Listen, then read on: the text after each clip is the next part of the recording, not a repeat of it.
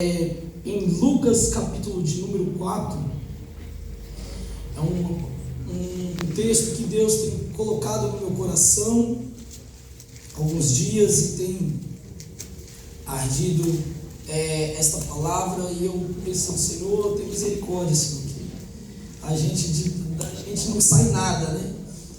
A gente é que nem uma torneira velha, assim, né? Que se não for a água que corre dentro de nós, não serve para absolutamente nada, né, meu irmão? Então a gente é o poder do Espírito Santo que flui por meio de nós, né? Lucas capítulo de número 4, versículo de número 4, que diz assim: E Jesus lhe respondeu dizendo: Escrito está que nem só de pão viverá o homem, mas de toda a palavra de Deus. Amém? Meus amados irmãos, esse é um texto que se repete nos evangelhos, no evangelho de Lucas, evangelho de Marcos e de Mateus. Todos esses evangelhos foram evangelhos, os teólogos chamam de evangelhos sinóticos, evangelhos que foram pela mesma ótica falando de Cristo, né? Deus, na sua benignidade tão grande para conosco, nos permitiu ter 4 evangelhos falando do amor dele, falando da vida dele, e ele vem, morre em Mateus, morre em Marcos, morre em Lucas, morre em João, mas em todos os 4 livros ele ressuscita e ele vive eternamente. E nós vemos por que é chamado de evangelhos sinóticos, esses 3 evangelhos, Mateus, Marcos e Lucas, porque eles são da mesma ótica, descrito Cristo bem parecido, de formas parecidas, né? Alguns afirmam que Mateus foi direcionado aos judeus, Marcos aos romanos, Lucas aos gregos. Obrigado, meu irmão. E João já vem um pouquinho diferente, né? Porque nós estamos lendo um relato não de alguém que conheceu, de alguém que viu, pastor, alguém que eu ouvi dizer de Jesus Cristo. Não, era aquele que encostava a cabeça no ombro de Jesus. Então o evangelho de João é um dos evangelhos diferentes desses, que ele vem relatando não o que Jesus fazia ou onde vivia, mas quem ele é como filho de Deus. Então, e Lucas, ele vem como um homem médico grego que talvez seria improvável de estar escrevendo algo sobre Cristo, né? Mas um homem estudado, né? Um homem que escreveu Lucas e Atos, direcionado a um homem relevante da época, Teófilo.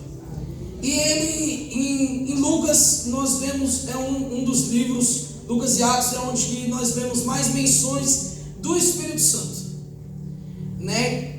Como nós vemos a participação do Espírito Santo na escrita, né? E nós vamos ver aqui no capítulo 4 que ele já começa dizendo: Jesus cheio do Espírito Santo.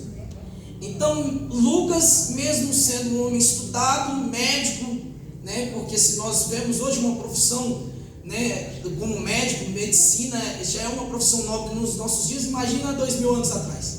Então era um homem estudado, era um homem, né, tanto que nós vemos em Lucas um grande detalhe dos fatos, né, como um jornalista da época, né, porque ele estava escrevendo para uma pessoa relevante, ele estava escrevendo a Teófilo, né, que não se sabe ao certo, mas era uma pessoa de renome da época, e ele menciona várias vezes o Espírito Santo, e não tem como a gente falar do Espírito Santo se não está cheio do Espírito Santo.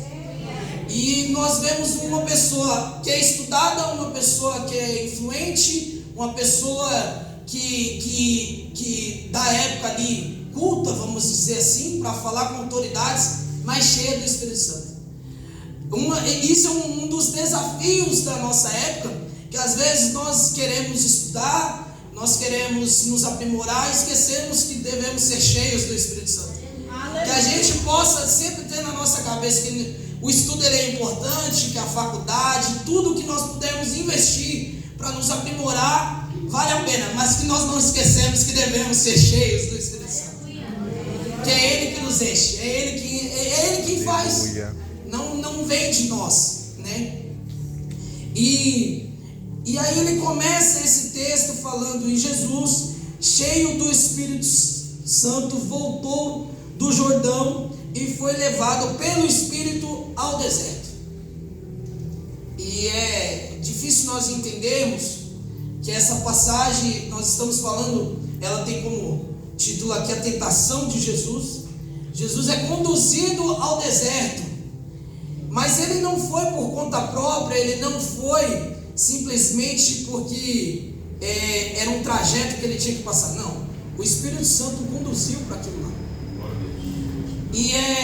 E às vezes nós refletindo nisso, pastor, eu fiquei pensando: mas Senhor, deserto não é lugar que a gente gosta de estar, não é lugar que a gente quer passar, e o Senhor está nos conduzindo para isso.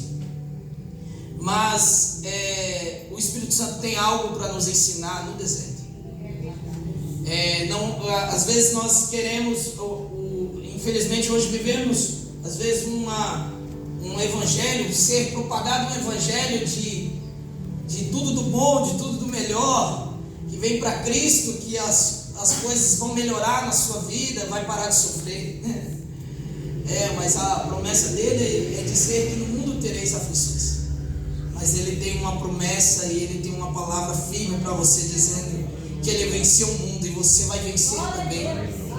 Que ele estará contigo todos os dias. Mas não é só o dia bom, é todos os dias. É o dia mau, é o dia da doença, é o dia da falta de dinheiro, é o dia que as contas chegam. Ele vai estar todos os dias. E aí o Espírito Santo conduz o nosso mestre ao deserto. E nós vamos ver em Deuteronômio capítulo 8, versículo de número 2, que Deus fala ao povo de Israel: e te lembrarás de todo o caminho pelo qual o Senhor teu Deus te guiou no deserto estes 40 anos. Para quê? Para te humilhar e te tentar, para saber o que estava no teu coração, se guardarias os seus mandamentos ou não. Então nós vemos um propósito de Deus mediante ao deserto, em saber que se nós estamos firmes com Ele ou não, se os mandamentos dele estão guardados em nós, ou se eles são só simplesmente uma rotina vir para a igreja, uma rotina estar no culto domingo à noite. Não, ele nos conduz para saber como está no nosso coração. E por meio do deserto nós somos aprovados. Por meio do deserto é onde que nós estamos, só nós e Ele. Porque no deserto não se planta, não tem nada de confortável. É calor, é muito calor, muito frio. E nós vemos em Cristo a necessidade como homem, chegando até Jesus. Porque no versículo 2 ele diz: e 40 dias foi tentado pelo diabo, e naqueles dias não comeu coisa alguma, e terminados eles teve fome. Nós estamos vendo o relato do nosso mestre amado, mas o Filho de Deus teve fome, era crente, que pensa uma coisa que crente tem muito, é fome. Então, ainda mais 40 dias num deserto, depois do culto, misericórdia, né, pastor?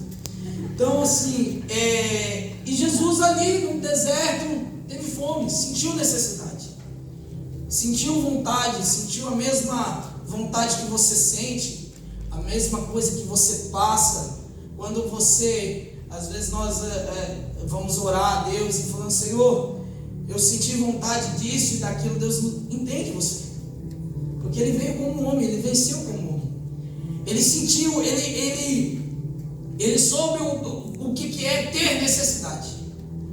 E aí o inimigo, o diabo, começa a tentar Jesus ali. E diz a tentar a ele a transformar aquela pedra em pão.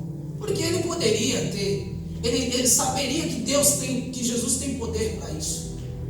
Só que no versículo, na continuação de Deuteronômio, capítulo 8, versículo 3, Deus falando para o povo de Israel, dizendo: e te humilhou, e te deixou ter fome, e te sustentou com maná, que tu não conheceste, nem teus pais o conheceram, para dar a entender que o homem não viverá só de pão, mas que de todo o que sai da boca do Senhor viverá o homem.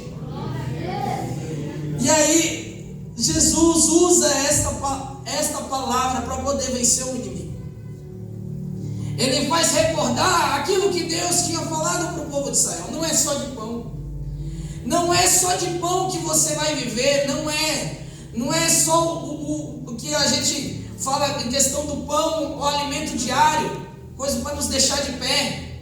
Mas o que nos deixa de pé é a vida em Deus. O que nos deixou de pé quando Ele foi nos criar não foi pão, pastor, mas veio da força dele o vento que soprou vida dentro de nós. Não é o pão, não é só o alimento que te põe de pé. Não é essa necessidade que você olha e fala assim: como é que eu vou viver agora? Como é que eu vou fazer para pagar minhas contas esse mês? Como é que eu vou fazer para pagar o aluguel? Para onde que eu vou? O que eu vou comer esse mês? Mas saiba que tem um Deus cuidando de você. Saiba que tem um Deus que diz que Ele é vida na sua vida, que a vida dele é repartida com você. E Ele diz: não é só de pão, mas de toda a palavra de Deus. É a palavra dele que nos põe de pé. É uma palavra, porque a palavra dele tem poder. A palavra dele tem poder. Nós cantamos aqui, louvamos hoje de Jesus, né? Nós gritamos nas ruas. Por quê? Porque o nome dele tem poder, a palavra dele tem poder. A palavra dele nos põe de pé. E aí o diabo não desistiu ali, como diz o irmão Lázaro, não desistiu de primeira com Jesus. Então, e aí ele levando ao alto monte, versículo 5, mostrou-lhe num momento de tempo todos os reinos do mundo. E disse-lhe o diabo: dar-te-ei todo este poder e sua glória, porque a mim foi entregue, e dou a quem eu quero. Aí vem o diabo ali oferecendo para Jesus, e Jesus com fome no deserto. A tentação do inimigo não vem às vezes quando a gente está forte, quando a gente sai do culto aqui. Ela vai vir durante a semana no trânsito, ela vai vir no seu serviço, porque ele quer nos pegar em momento de fragilidade, como estava em Cristo. Mas nós sabemos que a nossa força não vem do nosso braço, não vem do nosso bíceps, como diz os que treinam, mas vem de Deus. A nossa força vem do Senhor. Então e aí ele faz uma proposta para Cristo, dizendo: portanto, se tu me adorares, tudo será teu. Ele oferece todo mundo, todas as posses. Talvez ali passou um filme, talvez ali ele mostrou daquele sobremonte ali tantas conquistas. Mas Jesus respondeu e disse-lhe: vai-te, Satanás, porque está escrito: adorarás o Senhor teu Deus, e só a Ele te servirás. Então nós vemos que a tentação de ter, de possuir, foi oferecida a Cristo. E como não a nós hoje? Porque vivemos em uma sociedade que para você, que você vale o que você tem, que você vale o que você possui. E para você valer mais, você tem que ter mais. Mas essa é uma visão consumista da nossa sociedade. Não é uma visão que vem de Deus, que vem do alto, porque nós cremos que só a Ele nós adoraremos, que tudo que tem em nós pertence a Ele, que tudo que há na nossa vida pertence a Ele. Tudo que há em mim bendiz o seu santo nome, diz o salmista. Então, Deus tem liberdade de usar as nossas coisas. E todos os nossos recursos são destinados ao propósito dEle. Porque por Ele, para Ele, são todas as coisas. Então, nós vemos que o inimigo tentou a Cristo em ter, em possuir, em ser o dono. E nós vemos na palavra de Deus: ninguém pode servir a dois senhores. E às vezes somos tentados a isso. Quem não quer ter? Quem não quer possuir? Mas sabemos que o nosso dono é Cristo. Aleluia! Sabemos que tudo que está em nós vem dele e é para Ele. E por isso que nós o louvamos e nós o adoramos, sabendo que se temos, Ele é Deus. E se não temos, Ele continua sendo Deus. Nós vemos na palavra de Deus a história de Jó, que era um homem que tinha, mas Deus permitiu não ter. E ele, no final, ele diz que antes eu só o conhecia, mas hoje meus olhos te veem. Aleluia! Quer dizer, toda a nossa provação, todo o deserto é para nós nos achegarmos a Deus, para nós estarmos mais perto dEle. Essa provação, esse deserto não veio para te matar, não veio para te derrubar, mas veio para Deus glorificar, por meio da tua vida você glorificar a Ele, porque Ele vai cuidar de você. A palavra de Deus diz que quando passares pelas águas, Ele estará contigo. Então, às vezes eu fico me perguntando, mas por que o Senhor permite a gente passar? Não era só livrar? Mas é para Ele mostrar que o poder dEle é maior do que a água, que o poder dEle é maior que o fogo, que o poder dEle é maior que essa provação, que esse desemprego, que essa conta, que essa doença. Ele é muito maior que isso. Oh, aleluia! Glórias a Deus, aleluia! Oh, Santo Espírito de Deus! Oh, aleluia! Glórias a Deus, aleluia! Tu és grande, Senhor, Tu és grande, Jesus. Tu és maravilhoso, Senhor. E no versículo 9 ele continua dizendo: levou também a Jerusalém e pô-lo sobre o pináculo do templo e disse-lhe: se tu és filho de Deus, lança-te daqui de baixo, porque está escrito: mandará os seus anjos acerca de ti, que te guardem e te sustenham nas mãos, para que nunca tropeces com teu pé em alguma pedra. E Jesus respondendo disse-lhe: dito está, não tentarás ao Senhor teu Deus. Aleluia!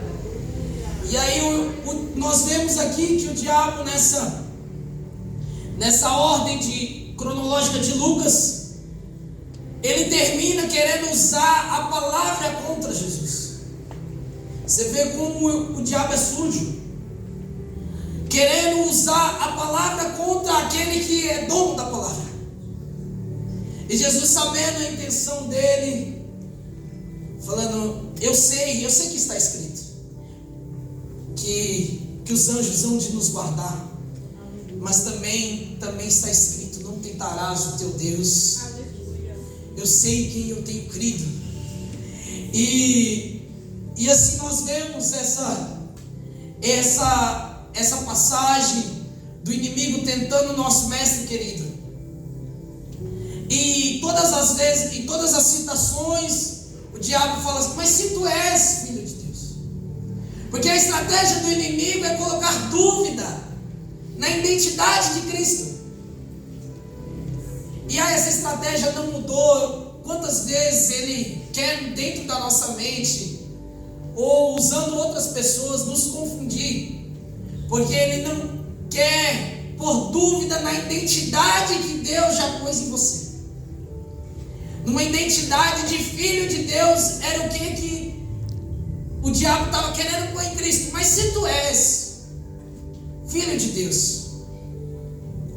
Só que nós vemos no capítulo, voltando um pouquinho no capítulo 3, nós vemos no versículo 21, que Jesus, em outros evangelhos, fala que ele está indo de encontro a João Batista. E João Batista já olha e fala assim: está vendo isso aí? Esse aí é o Cordeiro de Deus que tira o pecado do mundo. Aleluia. Esse aí ele não cobre. Esse aí ele não esconde, ele tira. E aí o João ali querendo resistir, porque ele sabia quem era Jesus, de fazer o batismo. Mas Jesus, para deixar de exemplo, falou: não, eu preciso ser batizado. E aí no versículo 22 diz assim: e o Espírito Santo desceu sobre ele em forma corpórea como uma pomba, e ouviu-se uma voz do céu que dizia: tu és meu filho amado, em ti me tenho comprazido, em ti eu tenho prazer. Então, antes do inimigo tentar colocar dúvida, Deus já tinha dado uma palavra dizendo: tu és meu filho amado. Aleluia. Então eu quero, meus amados, que nós possamos entender que antes da tentação vir, Deus já está hoje falando conosco, trazendo uma palavra: tu és meu filho, tu és meu filho amado, a quem eu morri por você, tu és meu filho separado, que eu escolhi antes de ser gerado no ventre da sua mãe. Ele já te conhecia, ele já sabia, ele já tinha anotado os teus dias. Oh, aleluia, glórias a Deus, aleluia. Deus já nos separou, ele já nos escolheu, ele já nos comprou com o seu sangue. E em 1 Pedro capítulo 2 versículo 9 diz assim: mas vós sois a geração eleita, o sacerdócio real, a nação santa, o povo adquirido, para que anunciais a virtude daquele que vos chamou das trevas para a sua maravilhosa luz. Vós que em outro tempo não erais povo, mas agora sereis povo de Deus, que não tinhas alcançado misericórdia, mas agora alcançastes misericórdia. Oh, aleluia! Glórias a Deus. Ele já nos separou, ele já nos comprou, já está em nós o seu DNA de filho, e nós não conseguimos viver sem ele. Oh, aleluia!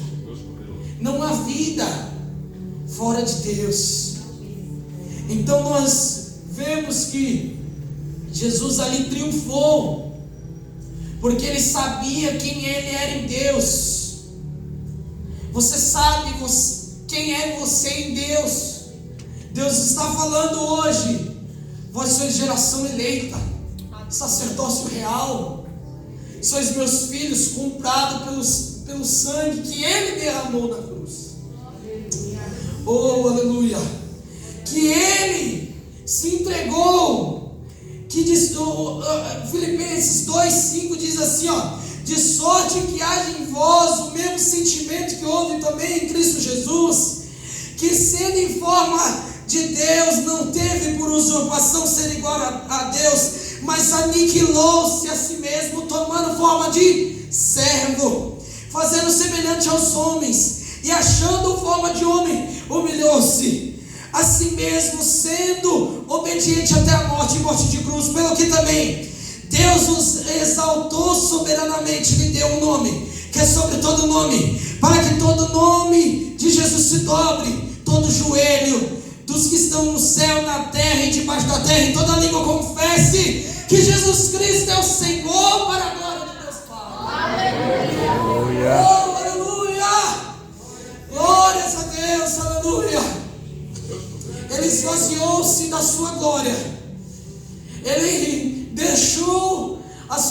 tempestade para vir aqui padecer, sofrer por você, sofrer igual você, passar as mesmas necessidades, ser tentado, mas mesmo em tudo Ele triunfou e venceu, e nós também venceremos. Oh, aleluia! Em tudo Ele venceu e nós venceremos. E como nós fomos resgatados, fomos comprados, a nossa maneira de viver, agora nós temos um propósito. Em Romanos, o apóstolo Paulo vai dizer: portanto, agora nenhuma condenação há para o cristão em Cristo Jesus, para os que andam segundo a carne, mas segundo o Espírito. E se o Espírito daquele que dos mortos ressuscitou a Jesus habita em vós, aquele que dos mortos ressuscitou a Cristo também vivificará os vossos corpos mortais pelo seu Espírito que em vós habita. Porque todos os que são guiados pelo Espírito de Deus, esses são filhos de Deus. Porque não recebestes o espírito de escravidão, para que em vez de estardes em temor, mas recebestes o espírito de adoção de filhos, pelo qual clamamos: Abba, Pai.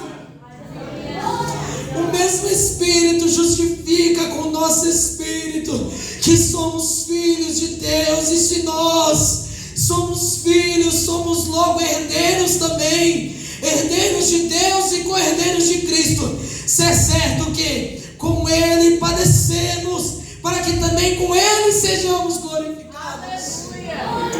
Oh, aleluia! Glórias a Ti, Jesus. Oh, aleluia! Com Ele nós padecemos, mas também seremos glorificados. Oh, aleluia! Glórias a Ti, Jesus. Aleluia. Com Ele nós sofremos, mas com Ele reinaremos. Há um propósito, há um destino, há um bom futuro para nós.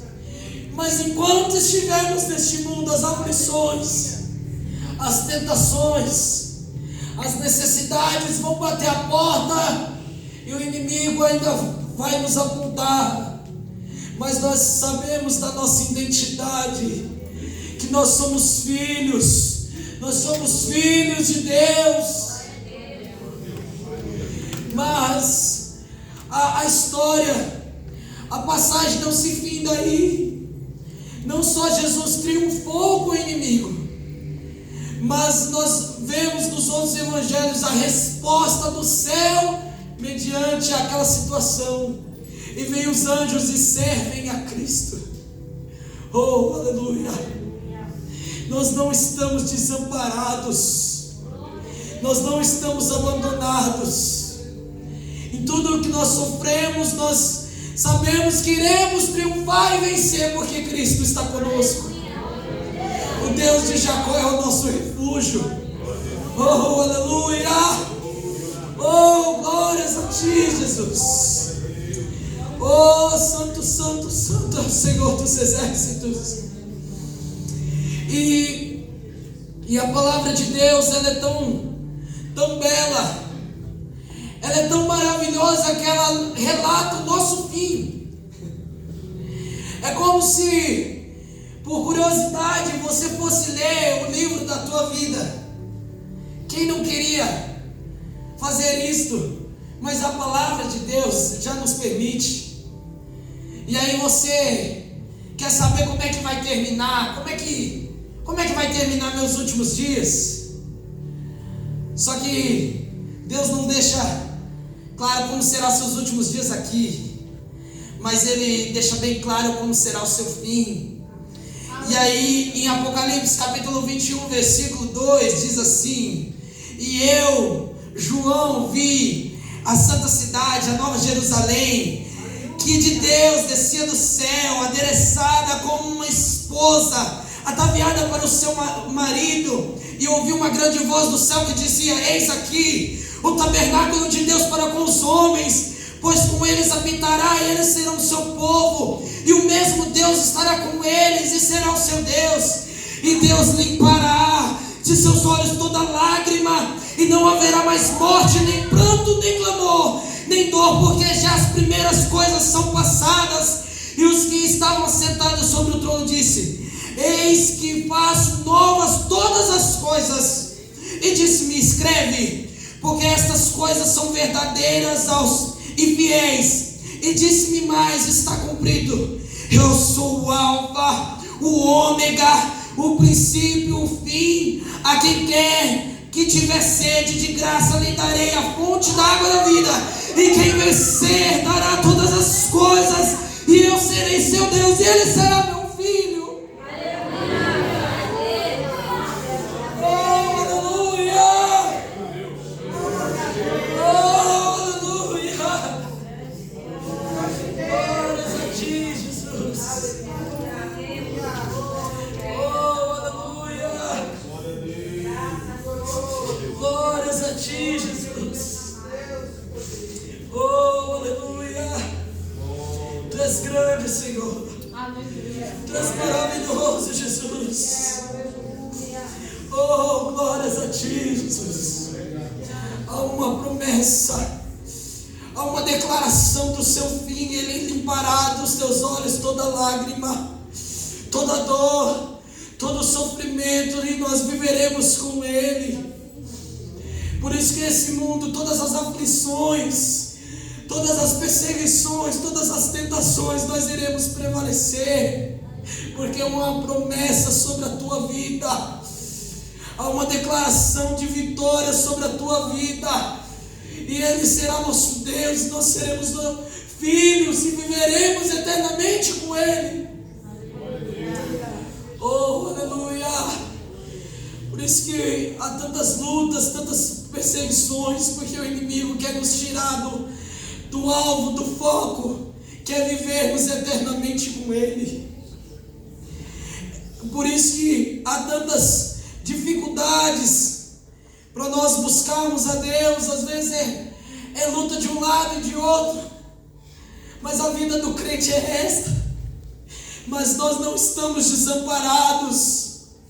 E o apóstolo Paulo, ele continua no capítulo 8, no versículo 18, dizendo: porque para mim tenho por certo que as aflições deste tempo presente não são para comparar com a glória que há de nos ser revelada. Tudo que nós passamos aqui não se compara com o que há de nós vivermos eternamente em Deus. Oh, aleluia! Oh, glórias a ti, Jesus. Oh, santo, santo, santo é o Senhor dos exércitos. Oh, aleluia. Glórias a Deus, aleluia. Tu és maravilhoso, Jesus. Tu és grande, Senhor. Oh, meus amados. Aleluia. Nós vemos que Cristo nos deixou de exemplo. Nem Jesus ficou livre de passar no deserto. Ele começa o seu ministério passando por isso. Nós vemos nos primeiros relatos. Mas ele triunfou e venceu. E nós também iremos vencer. Oh, aleluia. Nós somos tentados, nós somos provados, mas nós não somos desamparados. E a sua história não se finda nesse deserto. A sua história não termina nessa luta, nessa doença, nessa provação. Deus tem vitória para você. Deus tem triunfo na tua vida. Oh, aleluia. Oh, glórias a ti, Jesus. Oh, aleluia. E meus amados, para encerrar, eu quero ler Tiago, capítulo de 1, versículo de número 1, versículo 12. Ela deixa essa palavra, que ela possa ficar no nosso coração, que ela possa servir como refrigério para nós no meio das tribulações, das aflições, no meio das lutas. Nós possamos lembrar, não esquecer, que é uma identidade de Deus cravada em nós, como filhos de Deus. Então não é porque somos filhos que somos livres de aflições. Não vamos permitir, por dúvida daquilo que Deus já pôs certeza sobre a nossa vida, aquilo que Deus já sentenciou na nossa vida, como filhos, como é um privilégio. Nós sermos resgatados de uma vã maneira de viver, e Deus já nos cravou com o seu sangue dentro de nós, já implantou um DNA da parte dele, que nós só servimos a ele, só a ele damos glória, e só a ele nós adoramos. Diz assim: bem-aventurado o varão que sofre a tentação. Para ele desistir, para ele parar? Não, porque quando for aprovado, receberá a coroa da vida, a qual o Senhor tem prometido aos que o amam. Há uma coroa da parte de Deus para ti, há um galardão preparado para você, há uma recompensa preparada para você. Tudo que você tem feito, nada tem sido em vão. Mas talvez o pastor não viu, talvez na minha casa ninguém viu, talvez ninguém deu valor, mas Deus está olhando do céu e dizendo: tem recompensa para você. Oh, aleluia! Glórias a ti, Jesus. Oh, aleluia! Tu és maravilhoso, Senhor. Meus amados, com a permissão do pastor, peço que os irmãos se coloquem de pé e